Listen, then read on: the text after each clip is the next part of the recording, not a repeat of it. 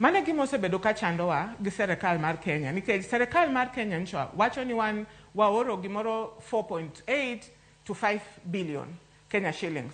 To be giwacho ni jok manitie diaspora ok ng'eny, nikech ncha ne giwacho ni jok mano vote negi, nikech wan tie gi voters nitie wan gi stations apar gariyo gi polling station apar gochiko e diaspora.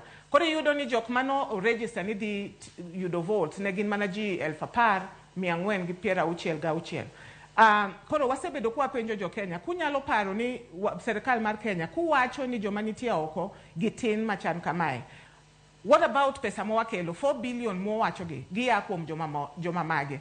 Wasebedo kwa penjo ni wadwaro wan be mondo wabed ni wanyalo yiero jopiny jotelo makonyo wa Kenya kae, nikech wang'eyo ni number one according to IOM and body makonyo gi weche immigration, gisenyiso wa ni Kenyans manitie abroad gin karibu 4 million. To wawacho ni jo Kenya 4 million, IEBC onego konywa mondo wayudgi, mondo wang'e kuma gintiere. Wan waseriwre kaka jo Kenya, and kama wabete ni wanyalo loso gi joma nitie America, wanyalo loso gi joma nitie UK, wanyalo loso gi joma nitie Asia, nikech wariwre kendo e grube, wang'eyo ni ng'ama kama chal kama ni e piny ni. Koro wang'ere ni magi gik mwanyalo timo. Koro okwadwa ni wan nikech wadak diaspora gimiwachonwa en mana wach pesa. Ok ng'i gik moko mwatimo mabeyo, ok ng'i kaka wathagre, ok ng'i ni nyithindwa ni chal nadi.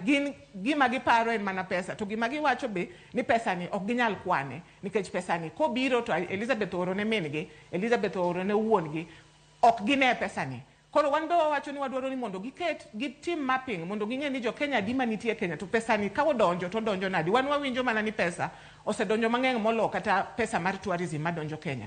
Obedo mang'eny molo kata pesa mar joma timo tich majan, tich kahawa. Koro wan be wadwa ng'eyo ni pesa ni samo donjo no, how